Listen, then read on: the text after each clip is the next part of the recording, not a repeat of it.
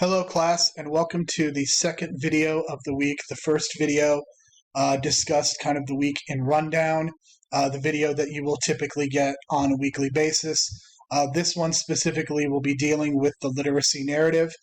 I think it's important for me to do the voiceovers of these essays because I think it's incredibly valuable for you to be able to have a clear understanding of what you're going to be doing.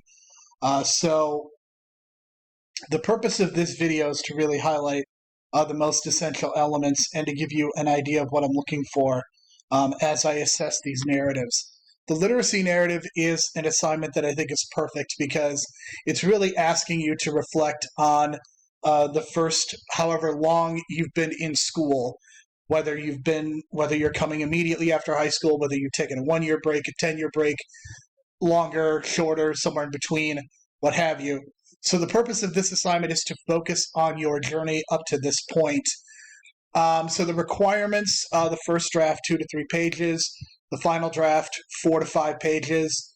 You are going to need to follow MLA formatting guidelines, 12-point Times New Roman font, with a header in the left-hand corner, title centered right underneath the header. You should have a very good idea of how to use MLA formatting guidelines at this point because you have done work on the journal entries and the one-pagers. Okay, so by this point you should have a very good idea of how to use and incorporate MLA style into your writing. Okay, the MLA style example was emailed to you in the first email that I sent to the class, and there is also a downloadable copy on eCourseware as well. So MLA formatting, especially by the time you get to the final draft, should not be a problem. The draft due dates, the first draft must be done by Friday, September the 10th at 11:59 p.m. This is worth approximately 3% of your grade. The first drafts in total are worth about 10%. The graded draft, the final graded draft, will be turned in on Friday, September the 24th at 11:59 p.m., and this is worth 20% of your grade.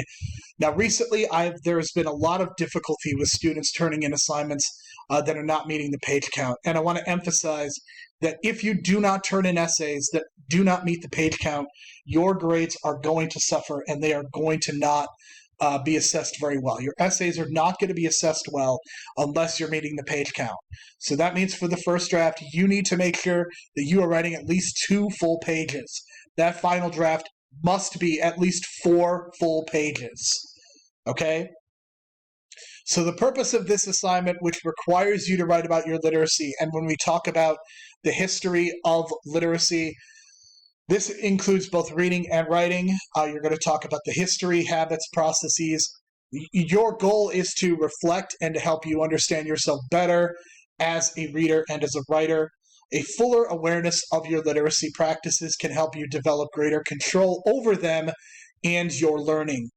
A common definition for narrative is that it is a written account of linked events. In other words, a narrative is a story.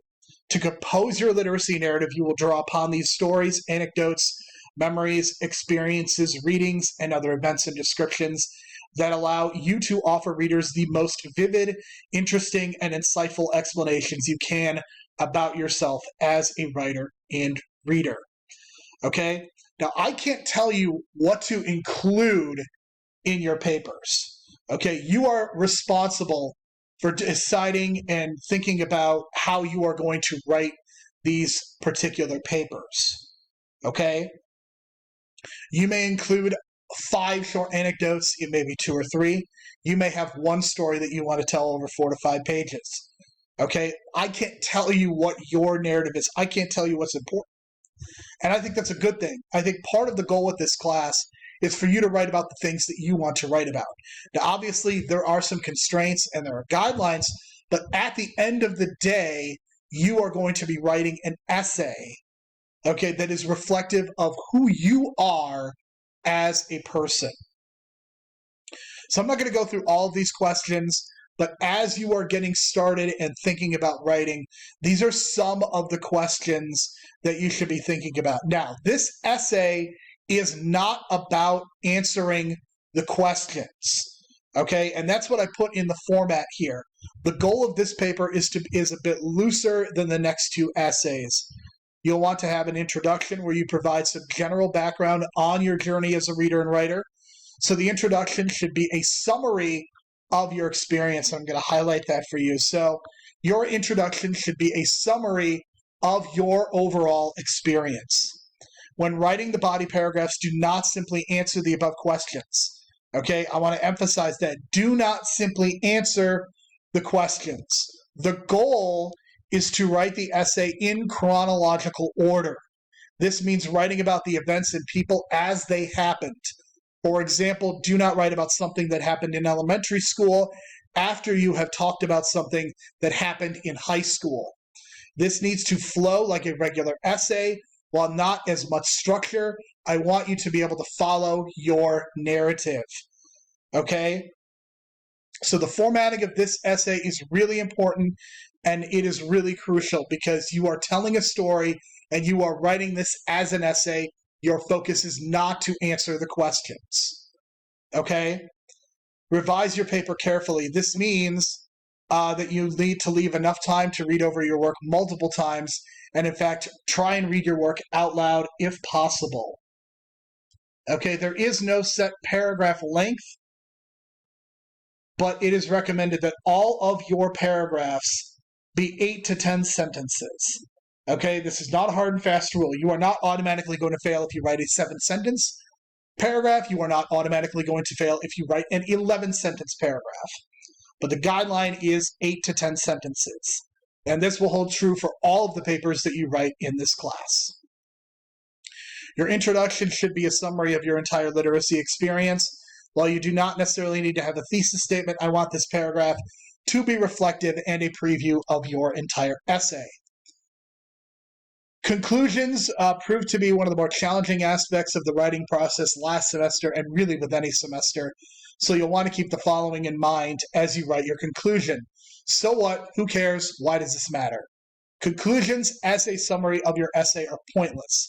I want you to emphasize the importance of whatever you're discussing, and the way that you write conclusions in this class will also hold true for all of your major assignments. Okay, and finally, avoid the second person. This is a major issue for many first-year writers, and it's one of my biggest pet peeves as an instructor. Okay? Do not use you and your in any of the papers you write this semester. In the literacy narrative, it is acceptable to use the first person, I, me, and my. You can also talk about other people, parents, teachers, fellow classmates. The one thing you don't want to do is talk directly to me. Okay? So remember, I especially want to go back and say, read over this conclusion paragraph again. This is definitely something that I'm very concerned about and I'm very cognizant of. You want to end your essays as strongly as possible. So make sure that you are really thinking about your conclusions and don't end your essay on a poor note. Okay, strong conclusions are equal to strong papers. Okay, that is the rundown of the literacy narrative. I know that I'm not addressing all of your questions, but please make sure that you are in contact if there are any issues or questions that you might have as we move forward. Okay, thank you very much for listening, and if you've not done so, make sure you go watch the Week 2 rundown.